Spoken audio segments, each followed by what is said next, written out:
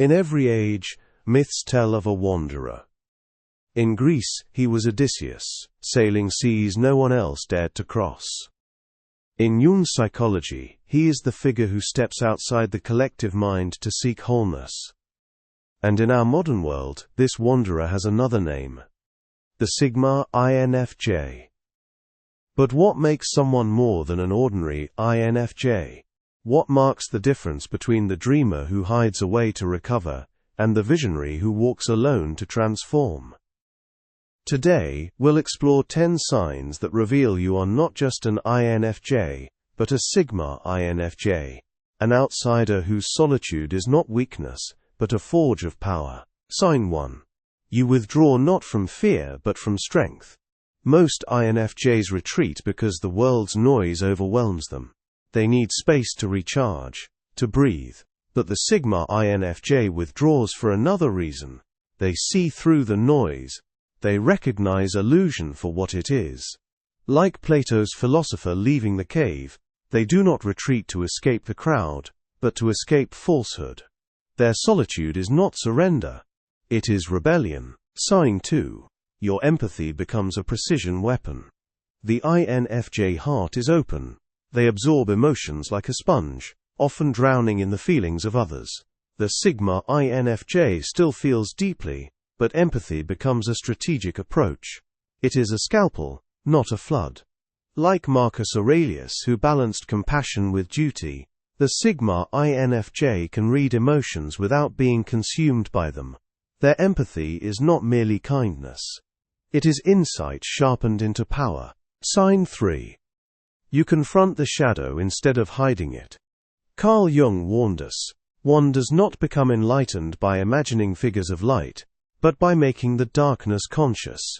INFJs often repress anger, envy, or desire. Those shadows then twist against them. The Sigma INFJ dares to look. They name the shadow, integrate it and use it. Medusa, feared as a monster, becomes their mirror. Her gaze, once paralyzing, becomes the very thing that grants them power. Sign 4. You resist the herd with quiet certainty. Nietzsche spoke of herd morality, the comfort of the many who never question their chains. INFJs often feel uneasy in groups, yet they bend to them to keep the peace. The Sigma INFJ does not bend. They reject conformity, not noisily, but with a calm refusal. Imagine the lone wolf who does not howl for attention, but moves silently along their own path. That is the Sigma INFJ, immune to the pull of the herd. Sign 5. Your vision is mythic, not merely idealistic. INFJs dream of better futures. They hope, they imagine. Sigma INFJs go further. They see in mythic terms. Death and rebirth. Exile and return. Apocalypse and renewal. Jung's Red Book was not a diary of hopes, it was myth-making. Visions turned into archetypes. In the same way, the Sigma INFJ carries visions that feel larger than life, as if they are part of an ancient story still unfolding. Sign 6. Solitude is your forge. For many INFJs, solitude is relief tinged with loneliness. For Sigma INFJs, it is transformation. Nietzsche, through Zarathustra, praised solitude as the crucible for strength. The monk in the desert, the artist in the studio, the wanderer on the mountain, all step away to be remade. For the Sigma INFJ, solitude is not emptiness. It is intensity, the place where fragments burn away, and the true self emerges. Sign 7. You reject hierarchies yet embody authority. Most INFJs shy away from leadership, fearing conflict. Sigma INFJs do not seek thrones, but neither do they shrink. They carry an authority that requires no crown. Jung would refer to it as the self-archetype, power that flows from wholeness rather than dominance.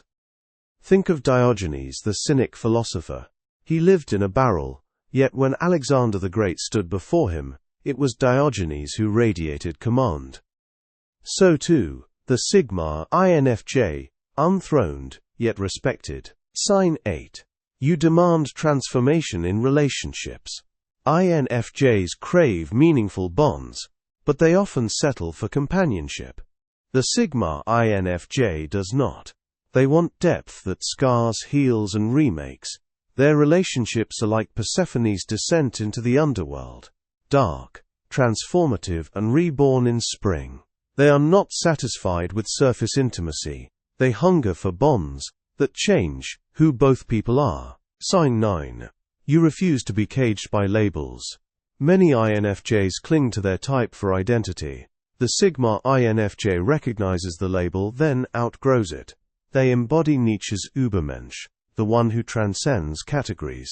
They treat identities like scaffolding, useful, but temporary. Their restlessness drives them to create, redefine, and shed their skins. They refuse to be fossilized into a single name. Sign 10. You see society as myth, and yourself as interpreter.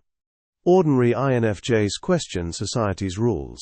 Sigma INFJs read society as a stage play of archetypes. Politics becomes theater. Culture becomes masks. Orwell imagined a world enslaved by fear. Huxley imagined one enslaved by pleasure. The Sigma INFJ sees both myths alive today, and they position themselves not as participant, but as interpreter. They are the storyteller who reveals the patterns others cannot see. And so we return to Nietzsche's words, "Become who you are." The Sigma INFJ is not a trend, nor is it a shiny new badge. It is an archetype, a task, even a burden.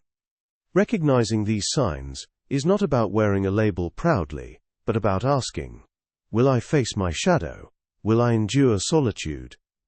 Will I live mythically, rather than drift as part of the herd?